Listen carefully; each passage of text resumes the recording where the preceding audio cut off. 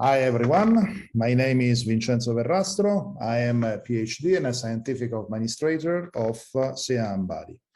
During this lecture, we will speak about the mineral oils and the paraffinic oils specifically.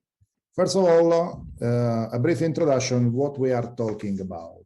Paraffinic oils are in organic agriculture considered contention inputs. This means that they can't be considered as a normal product that is used as plant protection product in organic agriculture, but they are something that have another kind of origin according to the classifications that we have within the PPP used normally in organic agriculture, because they have a origin from not renewable sources.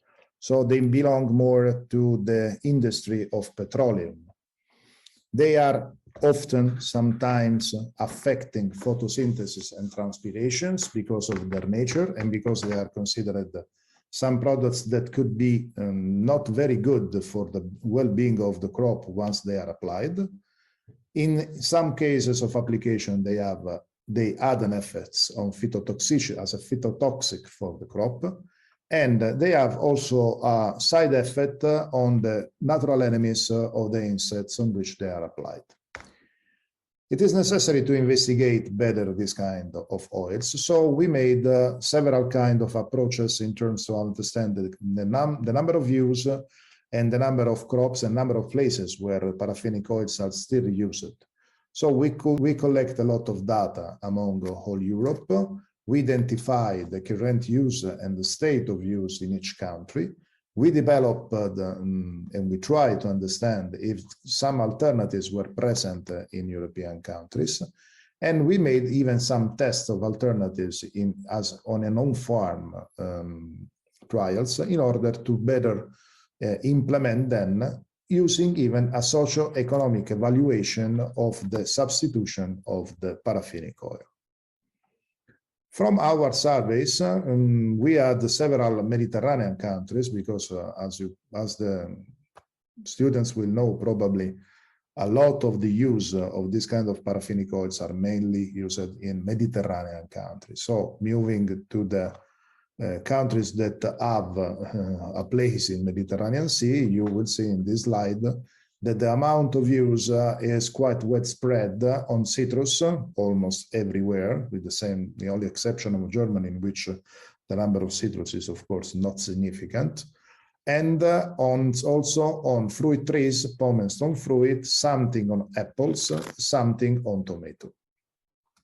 The list that we have here is the one that are allowed for the use, and about this kind of survey, we can say that the use of paraffinic oils in the European Union are registered with two names. Sometimes they make confusion, paraffinic oils and mineral oils. Sometimes they are one in substitution of the other. Some depends on the structure of the formula from which they are composed, based on the carbon chain lengths.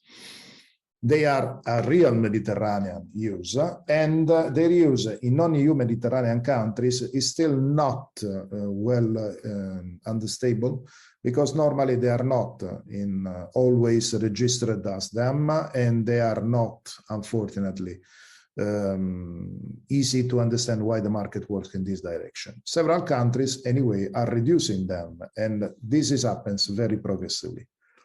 Working on the alternatives on the paraffinic oils that are more useful for us, we experiment within the Relax project as an alternative three main solutions. The solution were the use of the sweet orange essential oil in substitution of the crop extract, so-called as Clitoria ternata extract, which still are not registered PPP, and the vibrational control with a new technique that is not a PPP as well, but is a novel technique in organic agriculture, but in general in agriculture as well. Working on these two main plant protection products, that are the orange essential oil and the Clitoria ternata extract, we used them as a single product or in combination. And we made a sort of trial for substitution of them, considering that they can be substituted in a citrus orchard using at least in an open field trial, some comparison in order to understand if pyrethrum, azadirachtin, essential oils, and plant extract could be in different trials compared to understand if they are easy to substitute.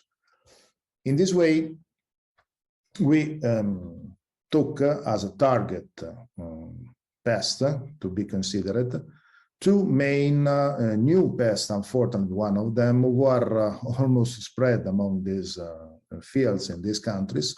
One is the orange spiny whitefly, which is a new pest, is a Leurocanthus spiniferus, and the other one is a well-known Planococcus citri of citrus mealybug.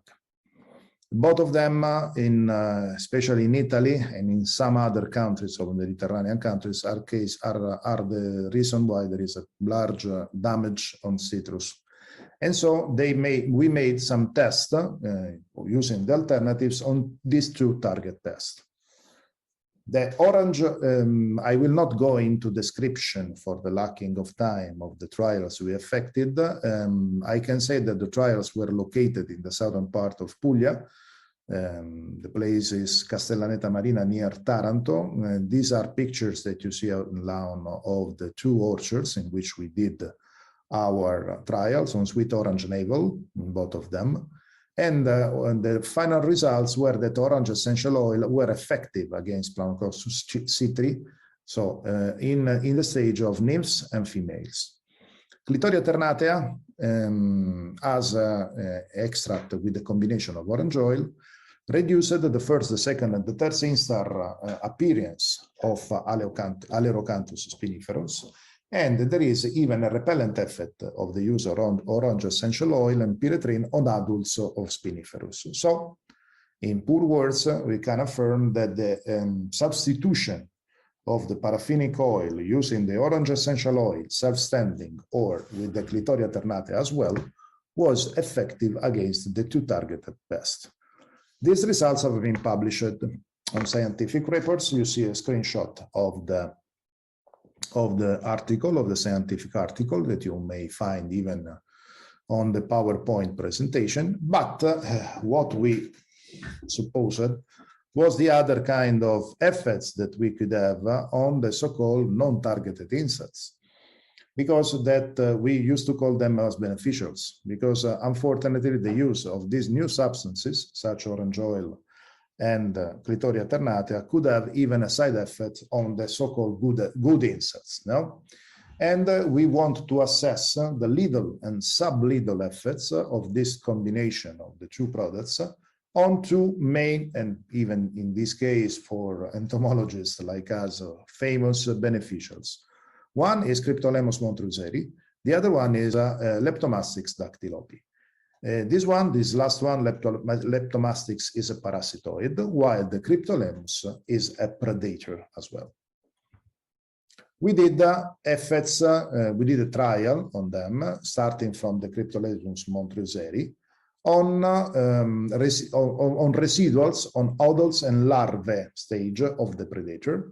So we took one crop, we understood the presence of the mostly common prey of the Cryptolemus with the Planococcus citri. So we put some Planococcus on the crop, we preserved the crop within one cage, and we put the predator in touch with the crop infested, and then we spray on it, of course.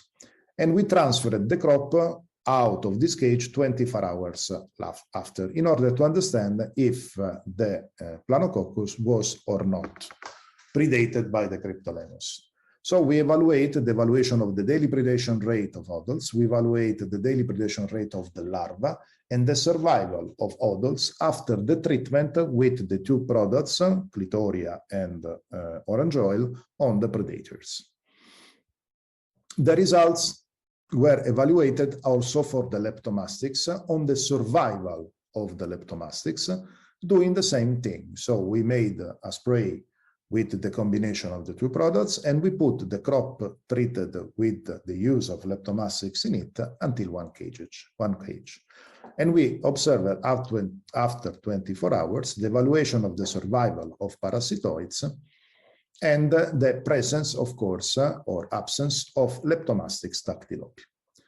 The results or the conclusions of these two treatments may more or less summarized, considering that mineral oils confirmed their negative effects on natural enemies, male on females parasitoids. So the use of the mineral oils on this kind of beneficials is negative, and still remains something that is, let's say, maintains the consideration of them as contentious approaches. The second point was that the use of orange essential oil in combination with clitoria applied both separately could represent a good candidate for the substitution of the replacement of the paraffinic oil, because they are not affecting so well or so bad the survival rate of parasitoids and predators. Finally, the combination of them, so it was not only single, and caused a lethal and sublethal effects likely due to a synergistic effects between the two compounds of the pest. What does it mean? Means that probably once the use of orange oil and clitoria do not have only a contact and direct killing effects on the pest, but even have sublethal effects, because as we appreciated in some observation among the work, that they are causing even behavior change in the feed. So there was a feeding behavior mutation after the treatment with these two pesticides. This is quite interesting, because this means that, and this is our new research, we are investigating the so-called perennial or long-term effects, sublethal as well, effects of the combination of these two treatments. We have to know even something about the effects of them on the feeding behavior as well. And this is what we did using a specific tool. The tool is called APG. APG is electropenetrographic tool you see in the picture on your left. In poor words, the pest becomes, with the use of electricity, a sort of electricity field in which where it's possible to understand if there is a transmission of something. The origin of the equipment is from aphids, but it's able, with the use of this APG, to understand the feeding behavior of the pest on one crop. And I will not go too much in deep, because it will take 15 minutes only to describe what is an APG. In poor words, we work on Planococcus citri and Aleurocantus spiniferus. And the effects of the use of sweet orange essential oil, Clitoria ternata extract, and a common allowed product in organic agriculture was tested, such as pyrethrin. The effects of them can be better investigated, but we have to make a sort of first point of discussion about the take-home message that we have from the open field trials. The open field trials with the lab trials can say that Planococcus citri, who is one of the most important target pests of our crop citrus, and can be easily controlled and can be a good efficacy using Clitoria ternata extract plus sweet orange essential oil, and are quite effective on the adult females of the Planococcus citri. Speaking about Aleurocantus spiniferus, the use of sweet orange essential oil has an effect on landing and oviposition, while the Clitoria has an effect on the feeding behavior. But, as I told you before, it's quite interesting that there are some other side effects or sublethal effects that can be more investigated, and probably at the end of the RELAX project, that will be at the end of this month, April 2022, we will publish a review about these side effects, who are quite interesting for the coming products that will arise. But we did not only test the efficacy, as I told at the beginning, of the PPP allowed, orange oil and clitoria, but we also did some greenhouse trials, including the vibrational schemes. Vibrations are a new technique, are a physics technique, are probably a new category of PPP. We tried to generate a sort of definition, including then in the semi-physical products. And we are using them in other kind of crops, in other kind of problems, such as vineyards, such as even other kind of pests. And we are dealing them even with xylella problems on olive trees here in Italy. But we decided that it was quite important and interesting to mix the use of them in a greenhouse trial, because of course in open field the situation can be more difficult to achieve in kind of results. So we make greenhouse trials. The target in this case were not the pests that you saw before, but were the whiteflies, were quite important at greenhouse level. And evaluation of the combination of the two alternatives, such as orange oil and Clitoria ternata against whiteflies, and the use of physical devices were tested in a greenhouse on adults, nymphs, and eggs. Some words it is necessary to spend about what is the technique. And even in this case, it's quite difficult for me to enter in too much details, such as I told you for the APG. What is important, because there are works on this, that this is a recording setup of what we have done. You may see that there is a laser Doppler vibrometer, which is the most important tool that we have to use. There is a specific anechoic chamber in which we registered the vibration. Please don't speak or don't even refer about sound. Sound is what the human beings can hear. Vibration has a wider spectrum.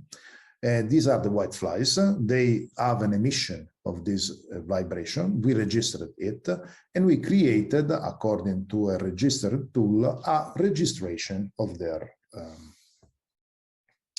vibration scheme. Why? Our approach is an approach of entomologists who deal with the behavior of the pest. And knowing the behavior of pests is crucial to develop eco-friendly control strategies. This is fundamental for us, because all of the behavior of the pest is linked to some specific courtship, antennation, and spectrogram. This is more physics applied to entomology. Going into details will take even here a long time, but what you may see on the bottom side of the slide are a registration of this kind of sound, in which the mating process takes place. So we have an oscillogram and a spectrogram intensity that we use, and we are able to reproduce in a closed space, such as one of the greenhouse. For using, so we have the call, the alternated duet, the courtship, the overlapped duet, and the mating. Using a specific tremos, the tremos is a vibrator, we can call, is an emitter of this vibration with a specific tool, very small one normally. We are able to repeat the frequencies that we registered using the vibration scheme, and we applied them in a so-called plate. The plate is a vibrational one, you see on the right part. So the tremos is applied under the plate, and you have a cage in which we put the crops. On each vibrator plate was with one crop on it, and we started the registration. As you may see, you find this a cage in which all the crops were inserted, and the vibration creates this kind of, let's say, combination of the treatment of the PPP, including even the shaking plate. As you see, a cage of 1 meter cube was organized, 30 crops were inserted in it. There was a frequency peak registered in this anechoic chamber of 200 Hertz. And before the inoculation of Trialurodes vaporiarum, the plates in the cages combo were sprayed, as I told you before, with a combination of the two PPP, Clitoria ternata plus orange oil, and then we had a second treatment after 1 week. What are the take-home messages of these greenhouse trials? That the results made on this kind of crop was made on zucchini and tomato. Sorry, probably I forgot to say it before, but it's quite interesting to say now. The combination of the two PPP were chemically compatible and they were efficacy at a good level, even in a greenhouse. The mixture must be applied at the appearance, anyway, of the first sign of pest infestation. And this is important. The tempestivity of the work and of the treatment makes a larger, let's say, results if you work very well with them. The application of them depends on the crop cycle or the kind of treatments we want to achieve. Can be repeated every week or every 10 days. According even at greenhouse with the pressure of the pest that we have to measure with traps or something else. The combined use of clitoria and orange oil have a high efficacy in controlling the white flies at greenhouse level, and the efficacy of the PPP plus the vibrational schemes have a very important results that will be published even in this case this year, this month, really, where is going to be submitted, because the efficacy that we did on this winter in 2021-22 winter on zucchini is very, very, very, very interesting. And the data can affirm that the number of infestation due to the white flies, if you use the combination of them, is quite interesting. Then, unfortunately, starting, let's say, January 2022, we moved to another kind of installation. And this is a small and young orchard placed here in this institute in Bari of citrus. As you may see, this is a setup of a vibrational citrus orchard in which the use of vibration has been moved from greenhouse to open field conditions. It's a trial. And our target pest is, again, the Alerocanthus spiniferus, because this is the most important damaging one, especially on the young leaves and on the young crops that we have here in this region of Puglia. We are at the beginning of the experiment.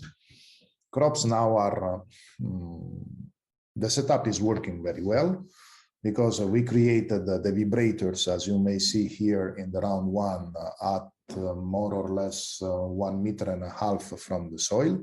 What is quite important is that the vibes should be always in contact with the crop because of vibration should arrive directly to the crop.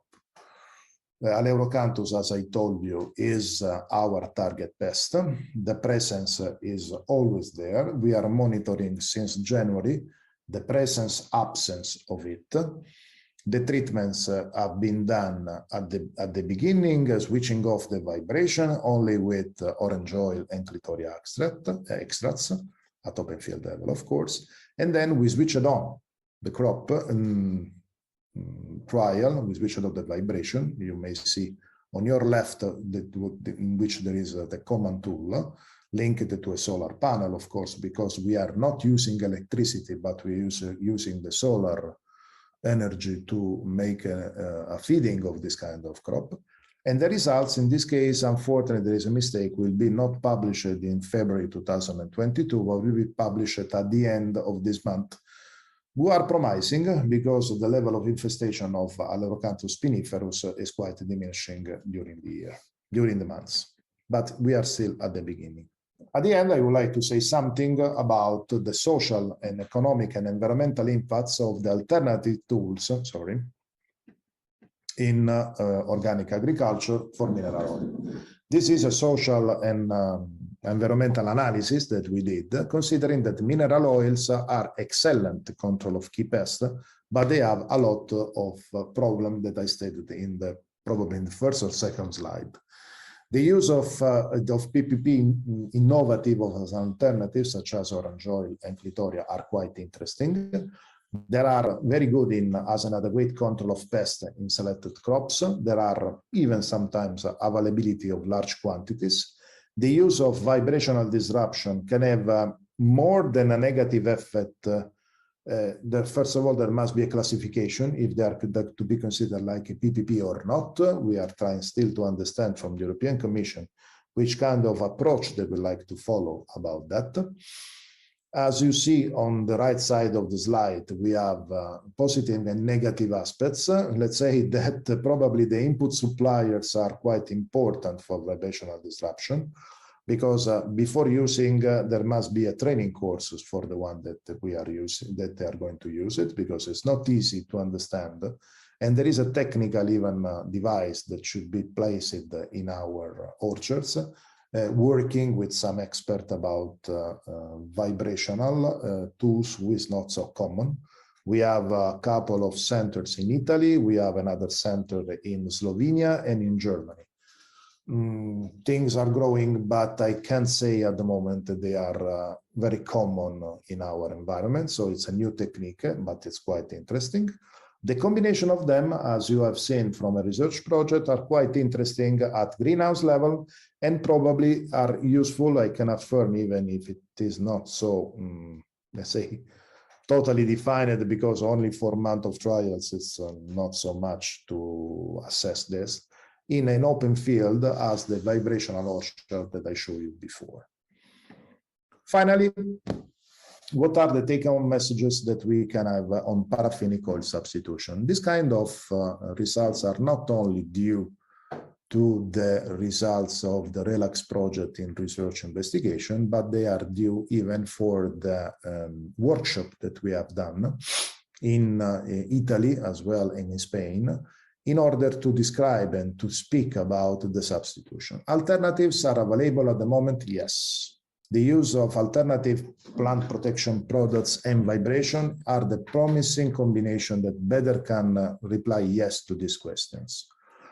Because they are feasible, because the alternatives, especially for the PPP, show with a very good efficacy, they are in line with the EU policy and strategies about phasing out of the paraffinic oil from the allowed products in organic agriculture. And there are even environmental and human included very safe, and also for their not side effects on the beneficial at field level. The potential reduction of the use of paraffinic oil is between 50 and 100% for citrus and vegetables. And we have some doubts on the application of olive trees, because until today, as far as we know, there are no trials on the substitution of paraffinic oils using some other kind of PPP, such as the one that we use. Probably orange oil, but still not published from anyone. They are available. Orange oil is available on the market since 5 years as well today.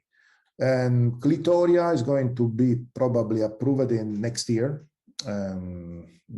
Vibrations are a target on and have been tested for the first year this year in vineyards. They are not still common in Europe, and we still don't know if they are to be considered like a PPP or not. What are the major bottlenecks that we can affirm about this? There is a cost for the farmers, especially for the vibrational device, that must be sustained, even if it's not a big amount. I can tell that for an hectare of orchard in citrus that we place a year, we are more or less, we spend 1,500 euros, which is not a very big amount of money. But we need further research, because the combination of vibrational devices on different crops, such as citrus, in alternatives to paraffinic oils, and especially because before including the use of vibrational as a common use, needs a further training courses, a further research, and a further category of advisory system that should be in place in several countries before using on a wider aspect. That's all for the moment. I'm available. My numbers and names and emails are on the first slide. And of course, I'll finish my presentation showing all the people and all the institution better that took had a role in this large project of RELAX that was over, is going to be over at the end of this month April 2022. If you want to ask me something, you can write me an email, and thanks for your attention.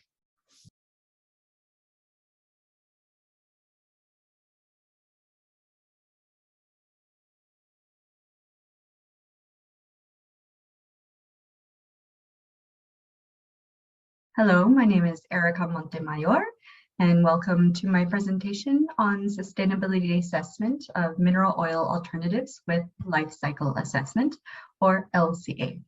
Life cycle assessment is a tool to assess the potential environmental impacts of resources used throughout a product's life cycle. For example, as you can see in this diagram, the life cycle of an apple could be from the raw material acquisition to the field and all the activities on the field.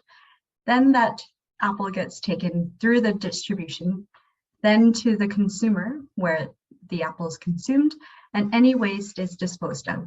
So therefore it includes the whole life cycle of the apple, and we look at the entire life cycle and the potential environmental impacts of the entire life cycle. So in contrast to monitoring assessments or risk assessments, LCA is not used to analyze a product's risk or its safety, but instead it supports to establish and inform environmental performance profiles that aim to identify the most environmentally sustainable ways of providing a product or service between different options. So if you have two different types of apples, or organic versus conventional apples, then you can use life cycle assessment to compare the environmental performance of each scenario. So in general, what is life cycle assessment?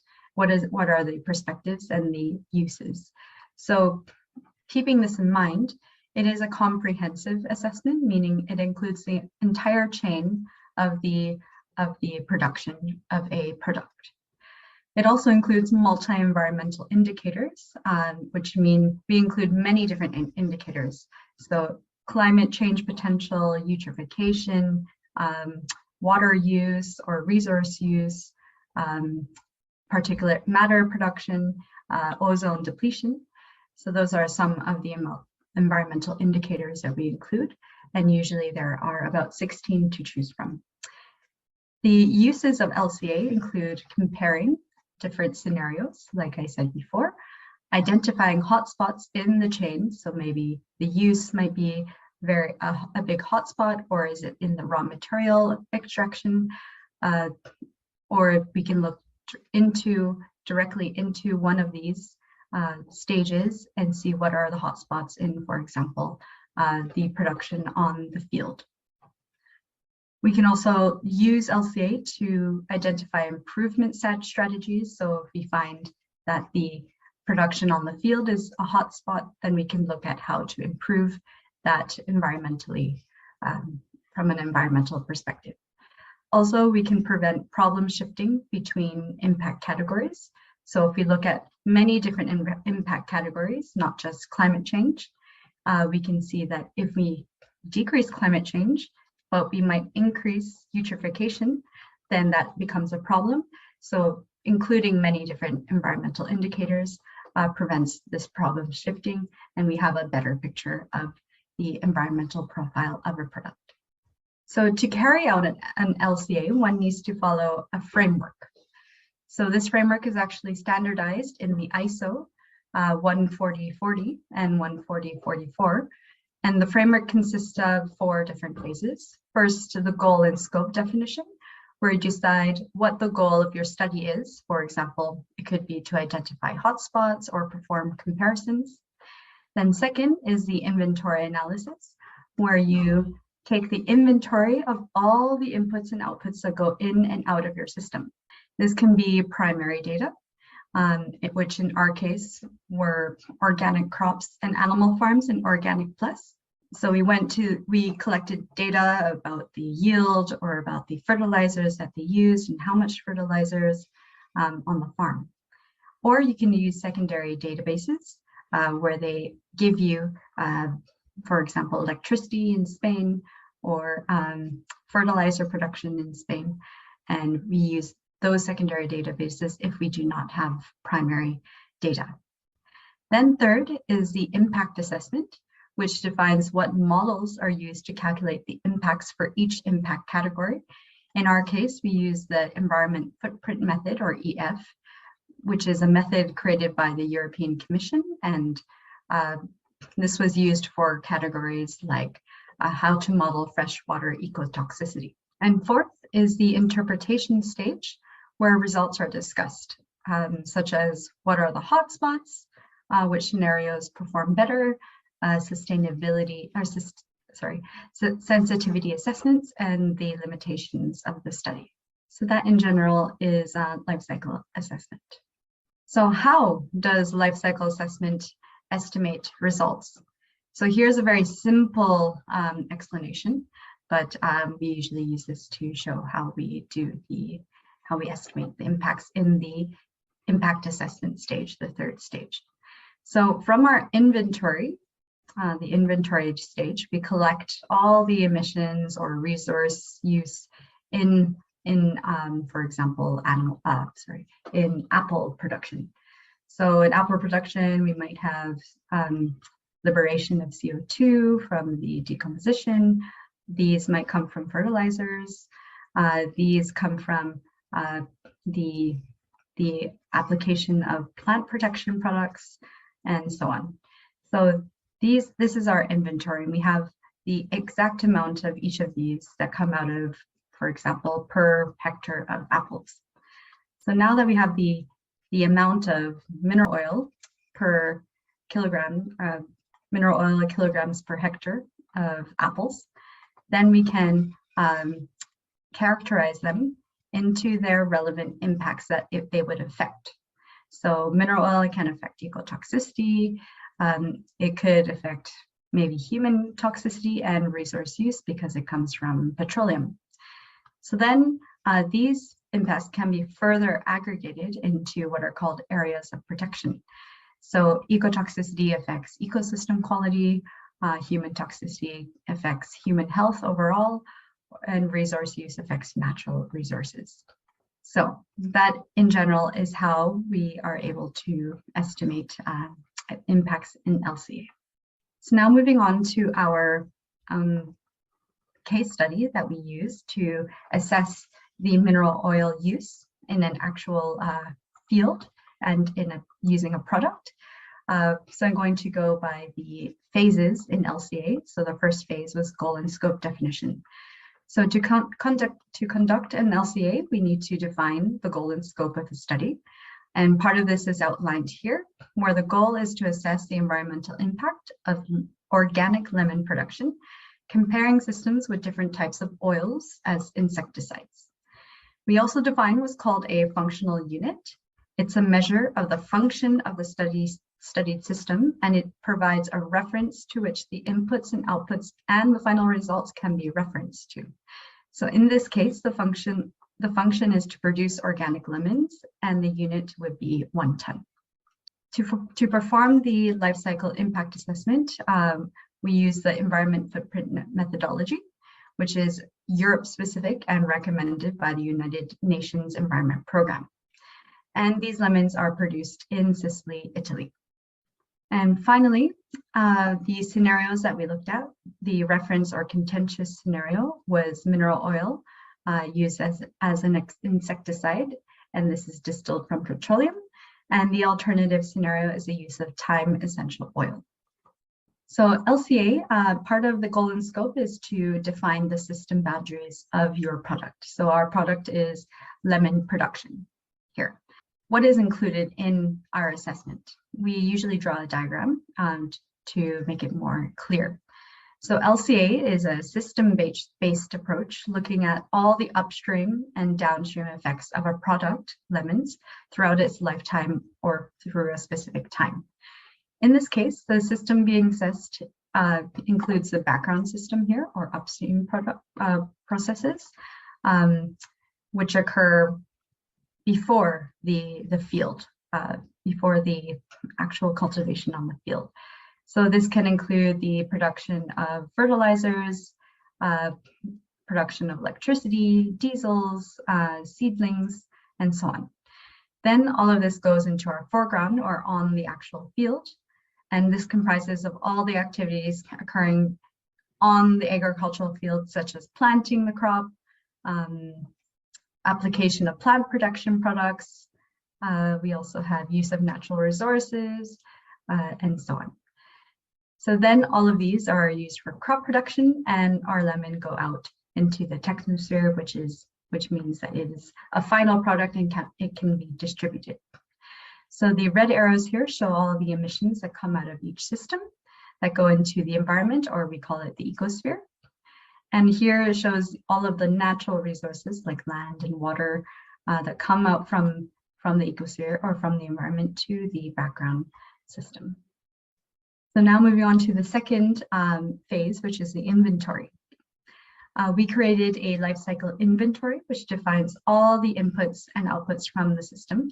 Listed here are some of the important inputs used for lemon production.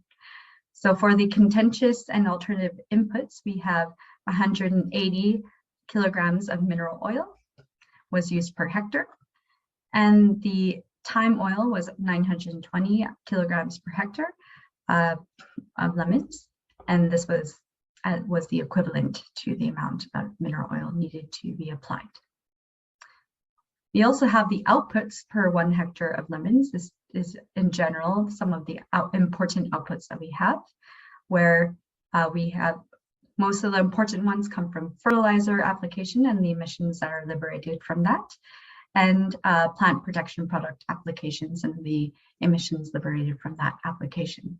So here you can see mineral oil and thymol, or mineral oil and thymol here as emissions to soil or emissions to air.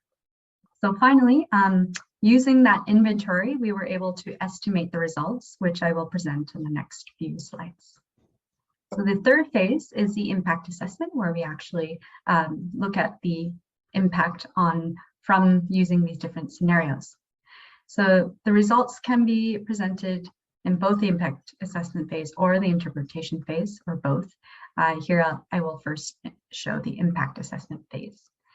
So here we have the results for freshwater ecotoxicity, since mineral oil and thymol from thyme oil have important contributions to this category. While for the rest of the categories, like climate change or eutrophication, the other inputs in the system were actually more relevant. So we're looking mostly at this category. So we define freshwater ecotoxicity as the potential toxic effects on aquatic ecosystems of toxic substances in the environment. They are accounted as a fraction of species potentially affected per unit of volume and time, expressed as units of toxic cases. So here, cases, toxic units, E stands for ecotoxicity. So here you can see the freshwater ecotoxicity impact of the alternative scenario using thyme, and also the contentious scenario using mineral oil. So you can see that the alternative scenario is much lower than the contentious scenario by a few orders of magnitude. So why is this difference so high? So we looked a bit further, and the answer lies in how the impact of freshwater ecotoxicity was modeled. So here, moving on to the interpretation stage, the impacts are modeled generally by using this equation, where an impact from an emission is calculated as a product of what's called a characterization factor and the quantity of the emission that's emitted. So for example, to calculate ecotoxicity impact of mineral oil in units of cases of toxic units ecotoxicity per hectare, we would take the characterization factor, which has the units CTUE per kilogram of emission, multiplied by the quantity of the mineral oil emitted to the environment in kilograms per hectare. Where do we get the characterization factor, or CF? So these are established in the environment footprint methodology by the European Commission, and we have them characterization factors for air emissions, water emissions, and soil emissions for each substance. So as you can see, thymol has a very low ecotoxicity or characterization factor for ecotoxicity compared to the characterization factors we used for mineral oil. So unfortunately, we did not have specific characterization factors for mineral oils. So a proxy was used, which is a generic insecticide. So this is common practice in some LCAs, as including the impact takes precedence over excluding it completely. So you can see that the characterization factors for this generic insecticide is about 2 orders of magnitude higher for water emissions and 3 orders of magnitude higher for soil emissions. So this explains the high impacts for the contentious scenario compared to the alternative. In conclusion, or the interpretation, some important conclusions that we found are that mineral oil and thymol results were extremely important for the ecotoxicity impact category, with a difference of 2 orders of magnitude between scenarios. So the limitations and further research include the need to create characterization factors for mineral oil and for it to be very specific, as the generic insecticides is actually an average of many different types of pesticides. So that is a very important point to make, as the characterization factor could be actually lower. The cultivation and extraction of thyme essential oil was not taken into account in our case. This was due to a lack of local crop production and industrial extraction information, but would be highly recommended for further research because we need a large amount of leaves to produce a large amount of thyme oils that we needed, which is 920 kilograms per hectare. So including the amount of land and all of the cultivation that's needed to create this amount of thyme oil would be very important. That concludes for the LCA, but just one quick explanation about other sustainability methods that are also included in Organic Plus include a method called RISE. So this sustainability method is very different from LCA and is very complementary to LCA, and I will explain why. So RISE stands for Response-Inducing Sustainability Evaluation, and it was originally created by the Swiss College of Agriculture. So it's an interview-based method for developing the sustainability of farming operations across economic, social, and environmental dimensions. So LCA only looks at the environmental dimension, whereas in RISE, they include also the economic and social dimensions of that particular farm. In LCA, we look at a product in general, not a particular farm usually, whereas in RISE, they look at one particular farm. So that's why it's interview-based. So that's why it's also complementary, because they include other types of dimensions that we do not include in LCA. So the users of RISE assess the sustainability or develop the sustainability performance in 10 different themes. And within these 10 themes, there are 47 indicators. So you can see these 10 themes on the results are usually explained in a spider diagram, such as this. And the 10 themes include economic viability, quality of life, working conditions, biodiversity, energy and climate, water use, materials and environmental protection, and soil use. So and the red line shows the score for, this was actually vegetable production, organic vegetable production in Spain. So if the red line happens within the red area, or score between 0 and 33, it means it's problematic, and that indicator or that theme needs to be improved. If it's in the yellow area, which some of them are, it means it's critical or yellow, between 34 and 66. And finally, we have the green area, which we find most of the indicators are between scores 67 to 100, meaning it's increasingly sustainable. So if you want more information about RISE, please go to the presentations by Dr. Frank W. Osborne for more information in this course. So thank you for your attention, and if you have any questions, please go ahead and let me know.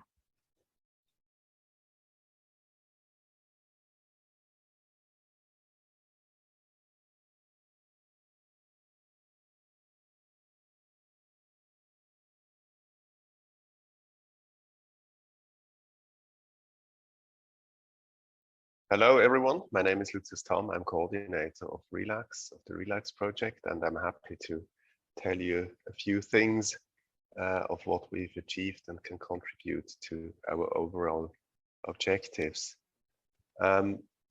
Relax stands for replacement of contentious inputs in organic farming systems. It's a sister project to Organic Plus. Our objective was to evaluate solutions and to further reduce the use of external inputs and to develop and adopt cost-efficient and environmentally safe tools and technologies too, and that's the important point, to reduce the use of copper and mineral oil in plant protection, to identify sustainable sources of plant nutrition, and to provide solutions to support livestock health and welfare. And our concept from the beginning was, of course, to build on results of previous research projects and to take far advanced solutions forward. So that's the underlying concept. We have included 13 European countries of academia, research institutions, but more importantly also many farmers associations to do on-farm research. So we have quite a large-scale consortium involving many stakeholders from different groups. Okay, this is the group photo of our consortium when we started off, and all the contributing partners there, including one of Spain. But I would like to put our activities in a broader context related to what we need to do to move forward with organic farming. So as you all know, there are some global challenges for agriculture. So like soil degradation and climate change, water use and pollution, but also loss of biodiversity. But nowadays also in the political situation, the yield security issue has become very important again. So we have to comply and contribute to these overall objectives to provide yields, but also to reduce the environmental impact. And as you all know, organic farming contributes or performs quite well if it comes to productivity in subsistence and smallholder farms. It creates added value in food chains. It has all sorts of benefits to the environment. But there is the famous yield gap. And this is one of the problems we are facing and which we have to address, and I'll come to that in a second. The benefits of organic farming and its potential contribution to agriculture have been recognized at the EU level and in many member states, in particular in Europe. And therefore, the Farm to Fork strategy foresees very ambitious goals to upscale organic farming to 25% until 2030. And what you can see here in this graph, this means a tremendous increase of the surface in a short period of time. And this puts all sorts of challenges to us, to the actors, on how to achieve this transition and how to achieve these objectives. It's logistics, it's training, it's market, all aspects of the organic sector are involved. So when we talk about challenges to organic farming, then I would say we need to increase productivity to close the yield gap while retaining the benefits to the environment. Okay, this is the group photo of our consortium when we started off, and all the contributing partners there, including one of Spain. But I would like to put our activities in a broader context related to what we need to do to move forward with organic farming. So as you all know, there are some global at the EU level and in many member states, in particular in Europe. And therefore, the Farm to Fork strategy foresees very ambitious goals to upscale organic farming to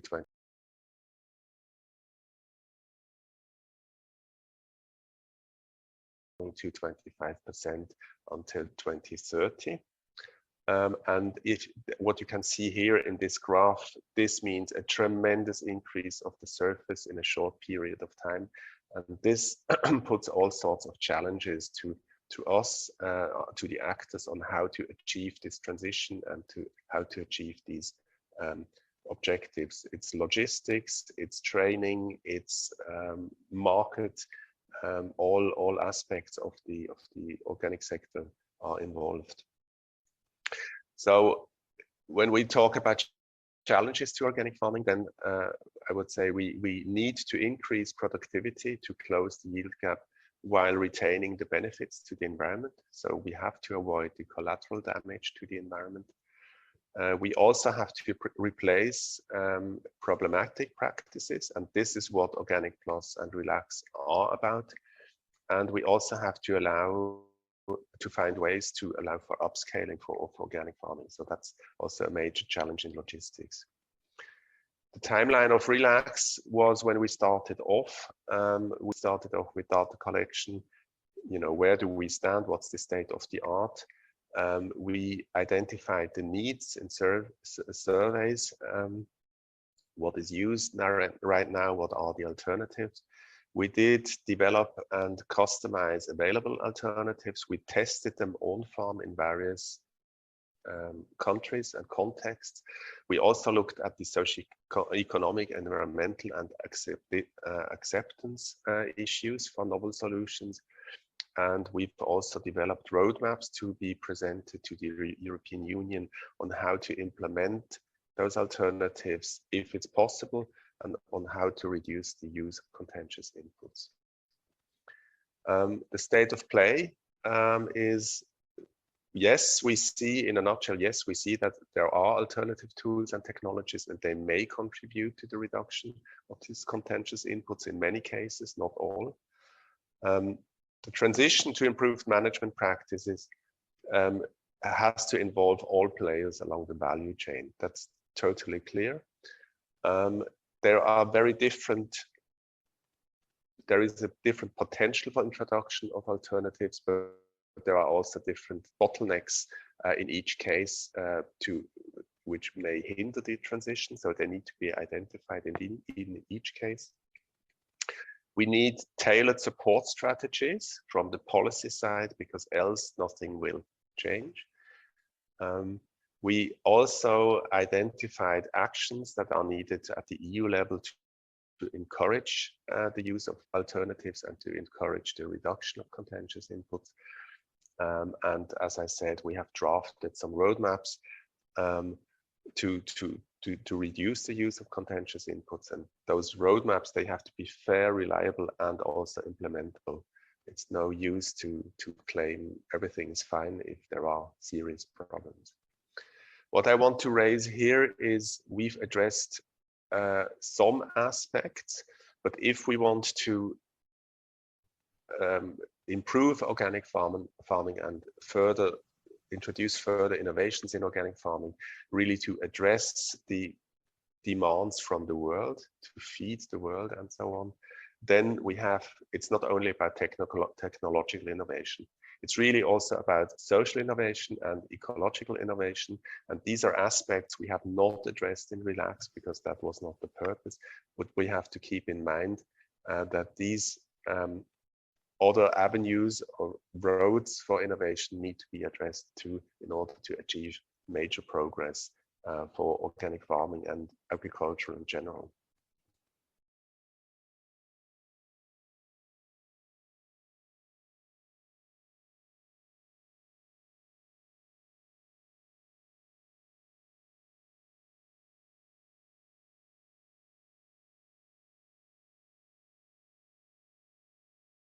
I'm going to tell you, give you some information as to where we stand with respect to mineral oil replacement as a contentious input.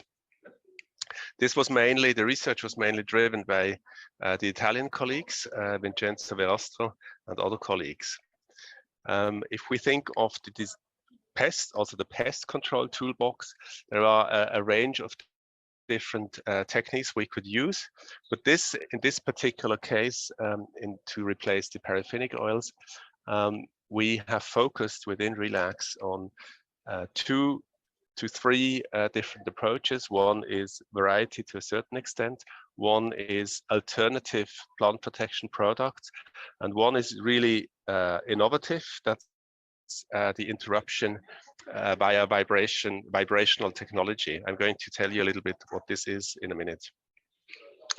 In terms of timeline, what we see is that we have, of course, the decision support systems, advisory systems in place at the time being. The first, actually quite a good alternative, which is based on orange oil. It's a commercial product. It's already in place. It's registered. It can be used. We expect a second alternative, which is a plant, which is based on a plant, Clitoria. It's a plant extract. This is going to be registration dossier is currently under preparation, and we expect to have it submitted soon, and so that it's becoming available to farmers, say in the years 24, 25, maybe 26. And then the third alternative, which is the vibrational disruption. This is probably going to become available in greenhouses quite soon, because there is no registration required. In the open field, it will take a little longer. What we see here is, so our colleagues clearly say to replace the paraffinic oil, it's most likely to be a combined strategy, combining the vibrational techniques, but also the alternative plant protection products. And they will become available over time, as you can see here, and they can be adopted along the value chain, so by farmers advisory services and so forth, over time. And we think the reduction of paraffinic oil use can more or less start right away.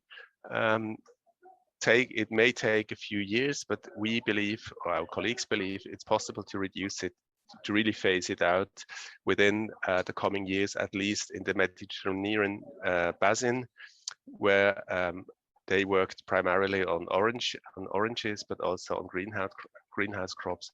And there they are quite confident that the potential for reduction is absolutely there and intact. We believe that to provide and develop fully functional and affordable paraffinic oil alternatives and to supply them in sufficient quantity it's a lot of work to do yet, but it's feasible. We do have some alternatives to cover the broad spectrum of paraffinic oils. In any case, all preventive measures, such as the use of beneficials and so forth, need to be adopted anyway. So that's just the basis of any plant protection strategy in organic farming. What they also say, it's quite clear the continuous research is needed, especially in order to further develop the vibrational technique. And they're going to explain briefly what this is. Some insects, like the whiteflies, they can then identify and find each other to mate via sort of a dance, which generates vibrations. So what the colleagues did is to record these vibrations and to decipher the melody, and then they can reproduce the melody, if you like, and this will then confuse the females from finding the males. So it's a sort of a mating disruption, like with semiochemicals, so pheromones, but it's based on vibrations. It's a very, very sophisticated and promising technology. So we say, are there alternatives to paraffinic oils? Yes. We say, is there what's the potential for reduction? We say, well, it depends a bit on the crop and the location, but we believe the potential is between 50 and 100%. When will these technologies be available? Some are already available now and demonstrated to be working quite okay. Some others will be introduced late 23 or slightly later. And we believe that it's a mix of these strategies is probably most promising to achieve full control of the diseases. Are there bottlenecks? Yes, there always are. It's the registration process for the new botanical-based alternative. This requires a lot of money and time. And the other potential bottleneck is the cost and the availability of these vibrational technique machines. It's small, it's equipment that needs a bit of investment, but it should be, once it's fully feasible and the economic feasibility is demonstrated, we believe it will contribute substantially to the control of these pests. Just let us keep in mind, whatever we do, the crop protection in pests is based on the pyramid, based on the preventive strategies to start with. So we should never forget it. We should not replace just paraffinic oil with one alternative. That's not a good approach. We should really use all the preventive strategies, and then on top of those, use alternatives as they become available. Thank you for your attention.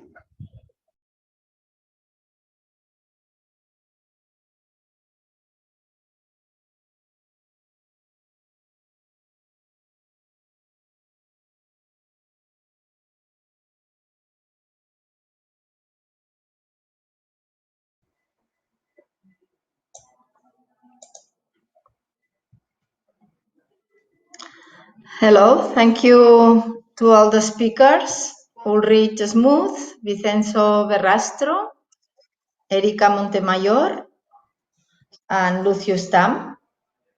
Gràcies a tots els ponents, al Ulrich Schmutz, al Vinzenzo Verrastro, a l'Erika Montemayor i al Lucius Tamm. Now we are starting the questions and comments that will keep us 20 minutes till 11 o'clock. Comencem ara l'apartat de preguntes i comentaris, que ens ocuparà 20 minuts fins a les 11. Llavors hauríem de... You can put questions in the chat, you will see. You write the question and please add the person who you address the question. Teniu ara la possibilitat de fer preguntes, teniu un xat a disposició aquí a l'Adobe Connect i, si us plau, poseu, si és possible, a qui adreceu la pregunta. I will say that just Vinzenzo Verrastro and Erika Montemayor are here with us, able to answer questions. Questions for Lucius Tamm or for Ulrich, that are the coordinators of the two projects, Organic Plus and Relax, can be addressed by email if you contact us later. Tenim només a disposició de contestar preguntes el Vinzenzo Verrastro i l'Erika Montemayor. Si hi ha alguna pregunta per l'Ulrich o pel Lucius Tamm, dels projectes, coordinadors dels projectes Erasmus Plus i Organic Plus i Relax, ens les podreu fer arribar, que els hi faríem arribar nosaltres.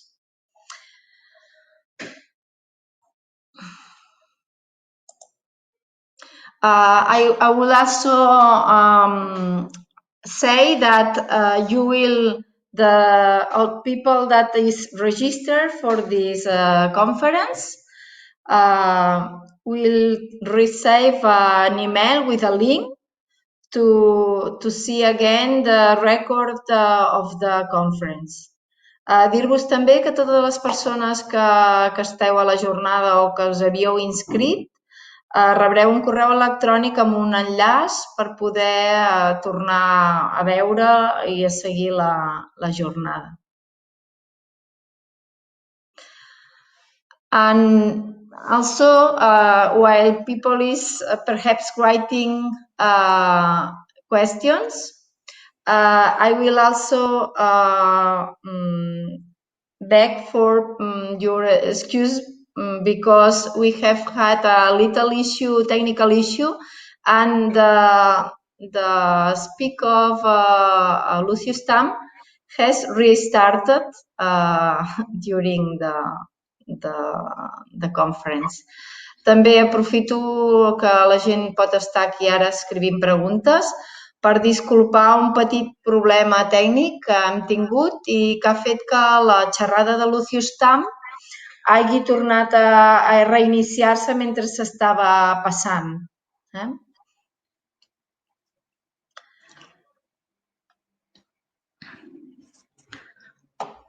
We had people writing now. Sí, la meva companya, Xènia Torres, que és la coordinadora de tot aquest cicle de jornades, m'ajudarà amb farà conjuntament amb mi les traduccions simultànies de les preguntes que aneu fent.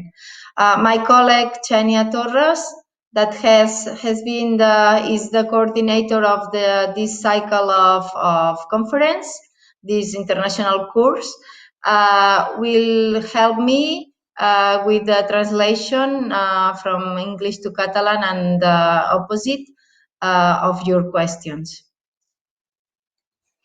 Okay, the first one is a person says that maybe he get lost because he couldn't stay all the talks, but he says that he uses a product that is called fruit oil, which is made with residues of olive tree or the process of olive oil, I guess, as a bioinsecticide or as a fertilizer.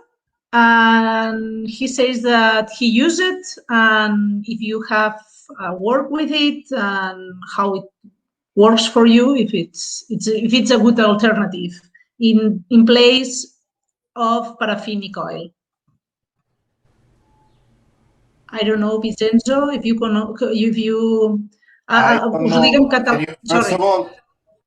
First of all, can you hear me? Yes, perfect. Okay. No, I don't know the product, and should be. I think that should be something again in substitution of the paraffinic oil, but I should know what is the active principle. Anyway, normally from the literature review that we consulted for Relax project, we found research activities and publications made on some alternatives based on vegetal oils or principal orange oils as an alternative to paraffinic oils. This is what I can say. I should be informed what is fruit oil based on. If you wait, I can try to find it on internet and understand if there is something that I should know. In Italy, there is no. He says that is when you made olive oil, like is the residual product? I don't know exactly, but yes. La pregunta, pels que no ho heu entès, és que hi ha un company que ens parla d'un producte que es diu fruit oil, que és un residu d'olivada, que l'utilitza com una alternativa a l'oli parafínic, com a bioinsecticida o com a fertilitzant, i el Vinzenzo diu que ell no coneix aquest producte, que hauria de conèixer exactament el principi actiu, però que si és un residu de l'olivada segurament és un oli vegetal. Dregs of olives, I think. Dregs of olives, the word. Ah, vale. Dregs of olives. Vale. I have to look for that. Ok. I que llavors que qualsevol substitució per olis vegetals, com l'orange oil, que és del que ell ha estat parlant, poden ser una alternativa òbviament, si funcionen, no? Ara ell està mirant a veure si troba alguna cosa. We do another question, Vinzenzo. Just waiting if you can. Just one second. Okay. It comes from the byproducts of wine production, probably. No, why no? Of olive oil. Olive oil, Is the, sí. yeah. Olive oil, but Is the dry matter remaining when you extract the I know oil? what is. Is technically speaking in English is named pomace. It's Pomace, in Italian. sì. Sounds In pomace. Italian, yeah. These products are good, but they are based mainly on the main components of the pomace, which is the polyphenols. So there is a different active principle to the mineral oils, and in general about even the citrus oils. They can be good, but unfortunately, I don't have experience on such products here as an alternatives. So it can be useful, but personally, I don't know nothing about the fruit oil. So I'm sorry about that. That's okay. Didn't make it. Yeah, sorry. El Vinzenzo diu que ell no coneix el producte. Sí que és veritat que el principi actiu són polifenols, ha comentat, que és difícil, és diferent als principis actius dels olis cítrics, que són els que ell ha provat. I llavors s'hauria de fer, doncs entenc que un assaig o assajar o fer proves o mirar els resultats de les proves de la gent. Però bueno, que si ha funcionat, doncs com tot en aquesta vida. Hi ha una altra pregunta que diu, hi ha un altre comentari que diu que el títol incloïa una referència a l'ús del sofre, però que ell no creu que se n'hagi dit res. Okay, there is a person commenting that the title of the conference make reference also to sulfur. And nobody has talked about sulfur, and if you can say something about it. Erika?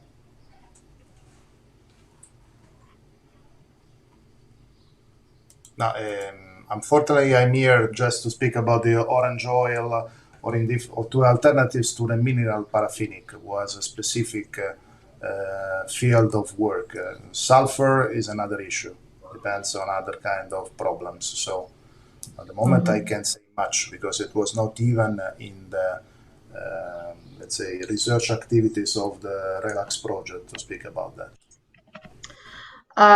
Sí, diu que el Vinzenzo que ell no pot parlar del sofre, que no han fet recerca i que no estava dintre dels objectius de recerca del projecte Relax.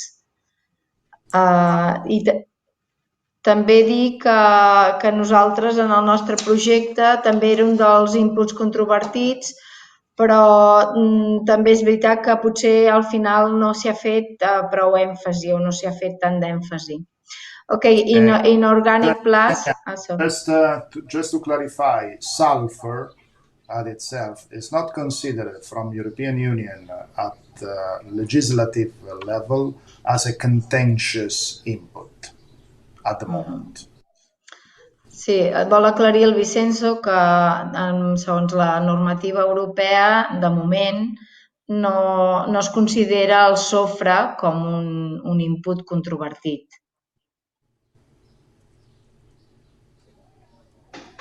Ok.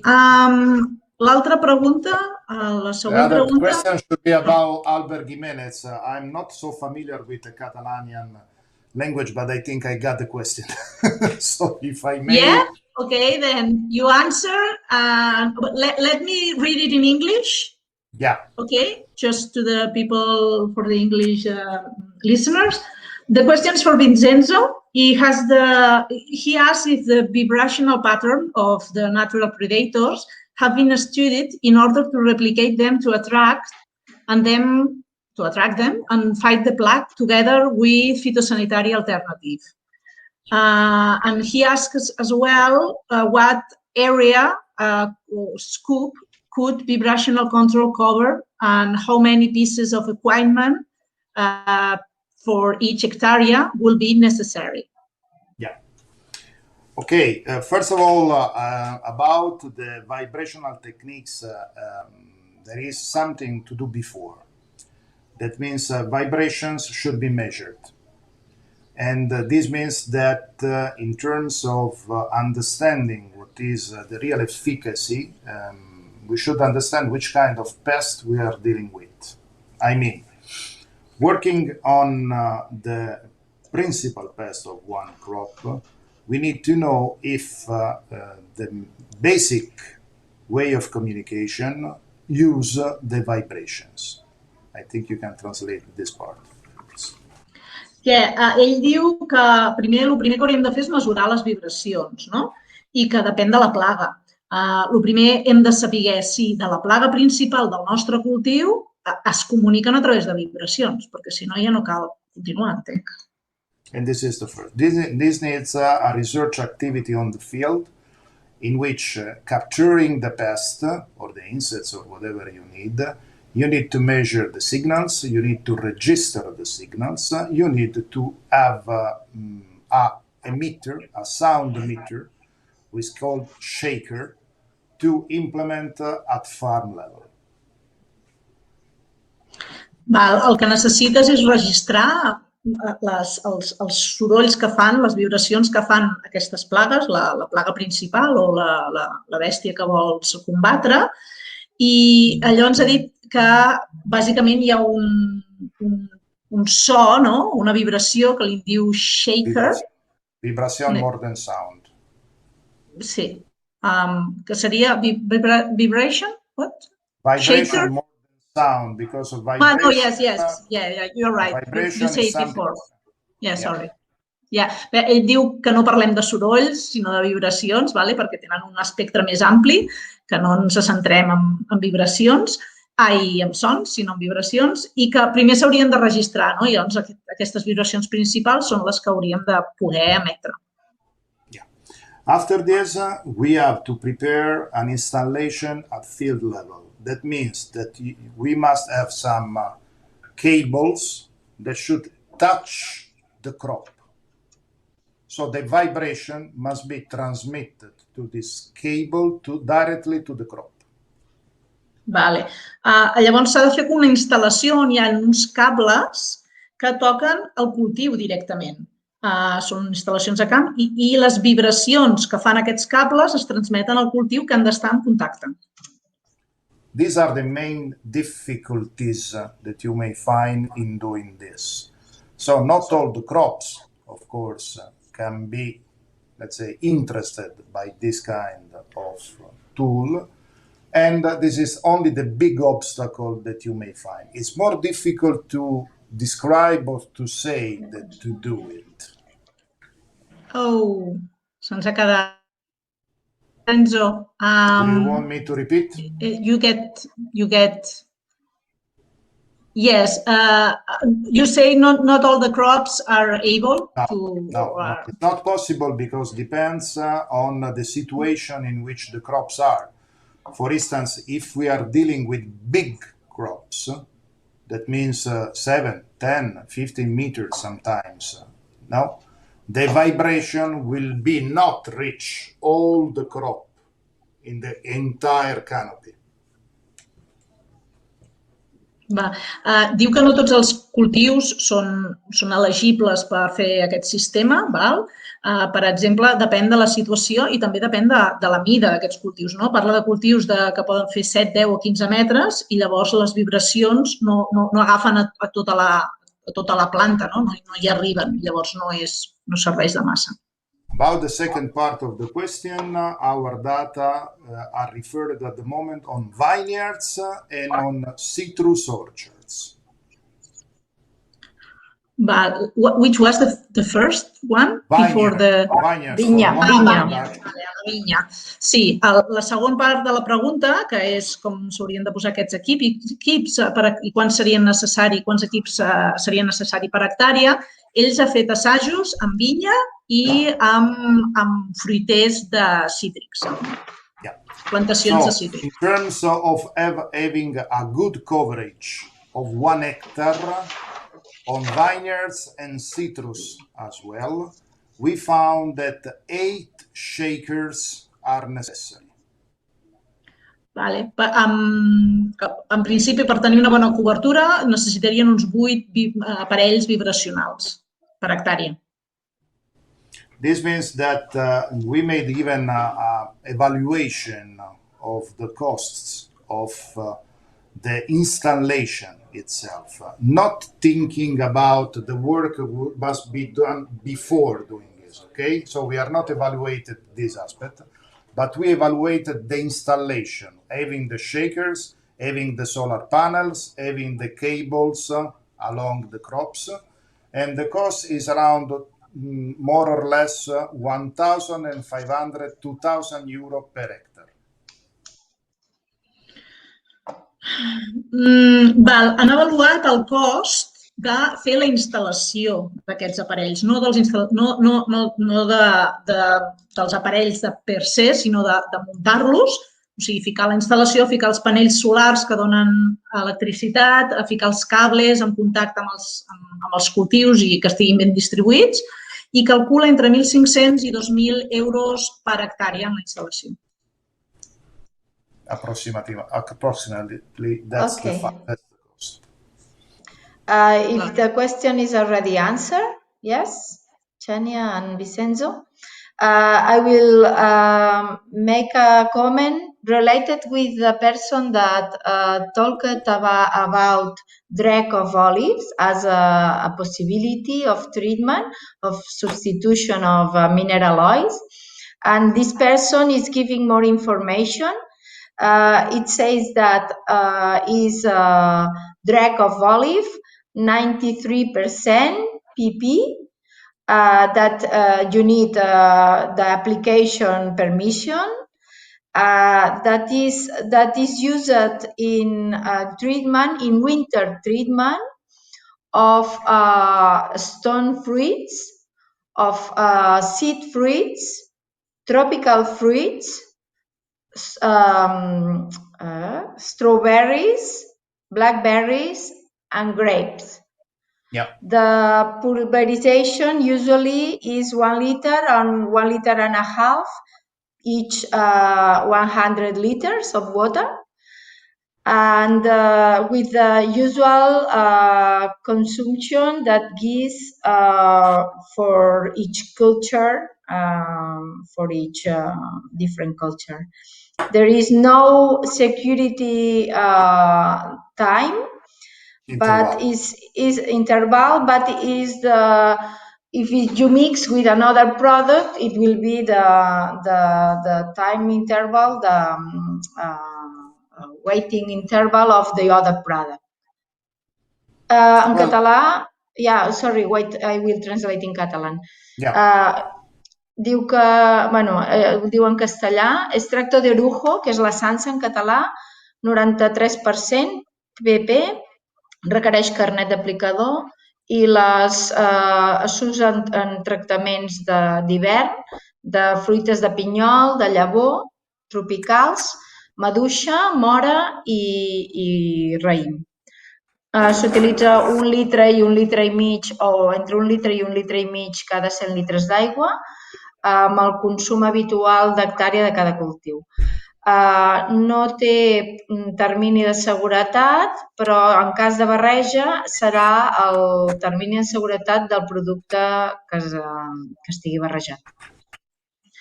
Yes, Vincenzo, I don't know if you wanted to comment something.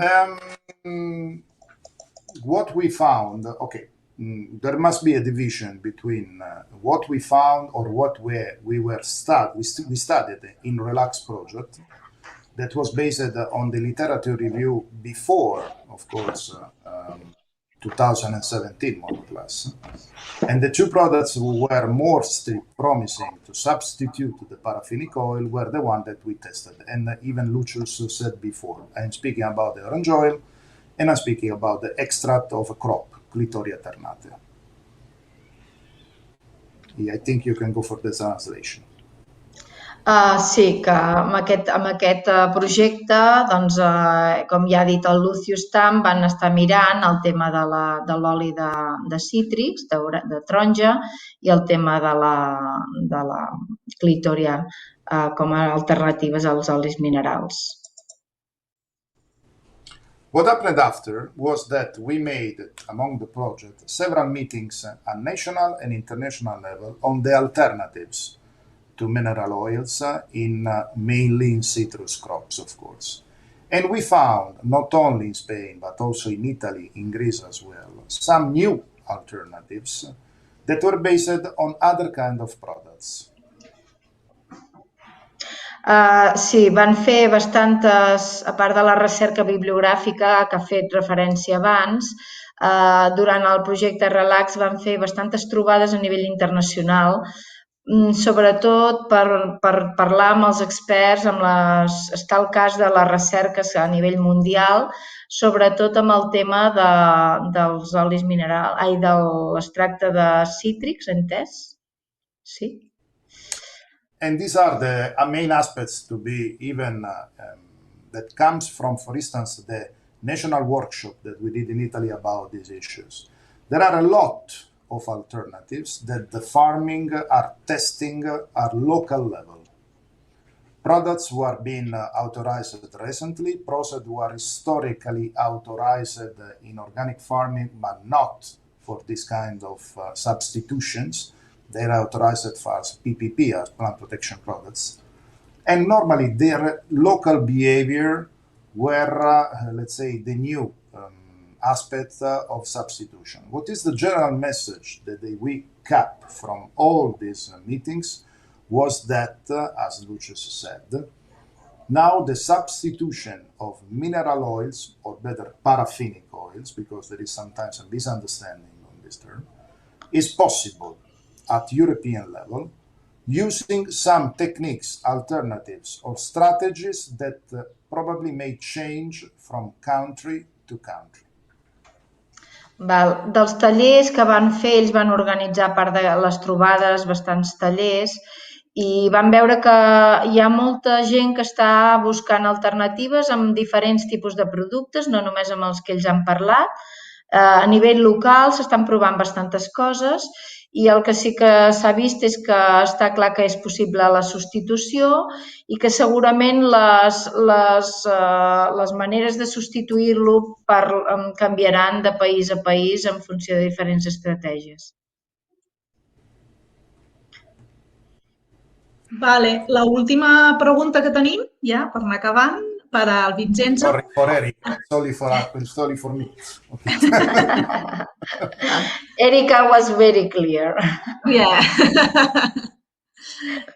It is, bueno, la dic primer en català, demana si han fet experiments, en els assajos ha parlat només de varietats, o li ha semblat que feien referència només a varietats de dolces, no? I parla si hi ha varietats més tardanes, no?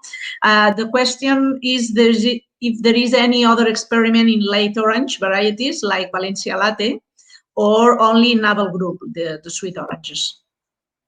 Yeah. At the moment, no. There is no, the answer to the question is yes. There is no other trial on the way on late orange varieties, even because sometimes they are not so interesting for our market here in the south part of Italy, especially, in which we have a lot of oranges, but not the late varieties are well considered. It's good even for probably a market reason. They are not interested. They are interested mainly in the early harvesting varieties. Vale, el Vinzenzo diu que sí que tens raó, que només ha parlat de les dolces, per tant que no, que de moment no han fet cap assaig i les raons no són tècniques, simplement són de màrqueting. Diu que no hi ha mercat o no hi ha demanda al sud d'Itàlia d'aquest tipus de producte i, per tant, el seu producte minoritari no en fan recerca. I ja està. Okay, there is now another question. I read in Catalan. D'acord, no en sabem res. Això és el primer m'havia sortit per internet. Fruit oil és considerat alternativa des de fa anys, almenys des del 2012.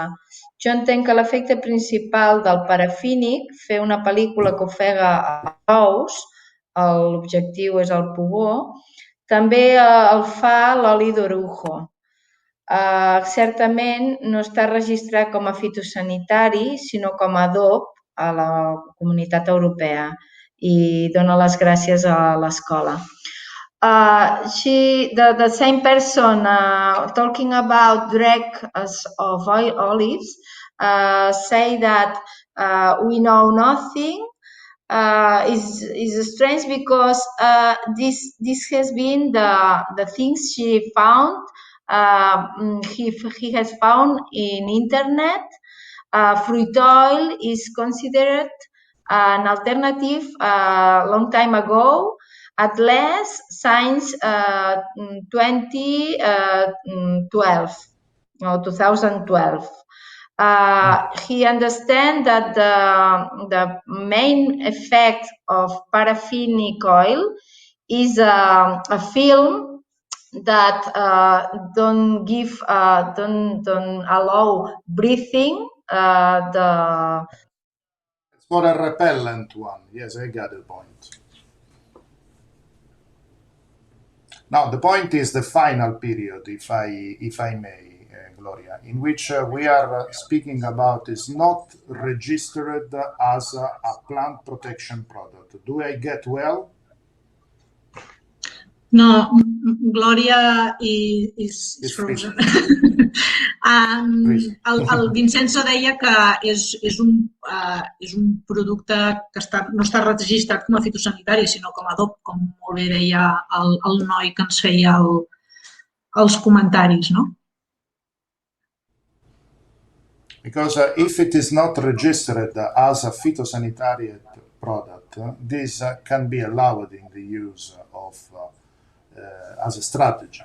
Unfortunately, we need that the product must be registered. We also know, this is true, that the dossier that you have to prepare in order to register on the same product sometimes, on a new pest, on a new problem, on a new situation costs a lot. So sometimes, even if they are not registered as a PPP, plant protection product, they are used because they works in open field.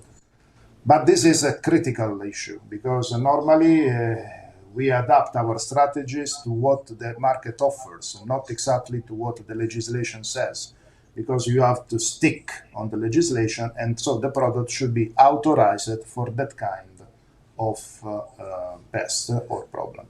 In Italy, we have the same situation, and normally there is a so-called emergency authorization that lasts for 1 year for some kind of product or some kind of pest or problem.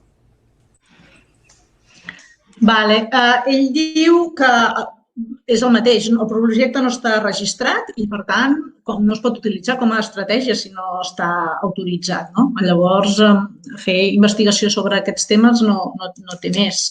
Sí que és veritat que ell diu que per poder-los legalitzar, el dossier que s'ha de fer és molt car, és costós, no sé si car però costós, suposo que de diners i de feina també, i que llavors, tot i que siguin útils, doncs es fan servir com a estratègia, però que sí que realment l'autorització és un punt crític sobre l'ús d'aquests productes. Diu que a Itàlia tenen, que no sé si existeix aquí, tenen una autorització d'emergència que dura 1 any i que a Itàlia passa el mateix que aquí a Espanya, el tema de les autoritzacions és un escull a saltar i que aquesta autorització d'emergència que dura 1 any, doncs suposo que la fan servir com a estratègia i és amb el que van tirant, de mentre. Bueno. Sí, no hi hauria més preguntes. It seems that there is no more questions. Sorry, I have had a cut on my connection also. Thank you very much to everybody for your assistance, for your participation, to the speakers, and Erika and Vincenzo to be able to receive and answer questions. Gràcies a tots els participants. sobretot els ponents i a l'Erika i al Vinzenzo, que han pogut estar a disposició de fer preguntes. Com que no n'hi ha més, deixaríem aquí la xerrada d'avui i us convidem el dijous a la nova xerrada del curs internacional. Okay, see you on Thursday with the next conference of the international course. Thank you very much. Thank you. Bye. Bye. Bye.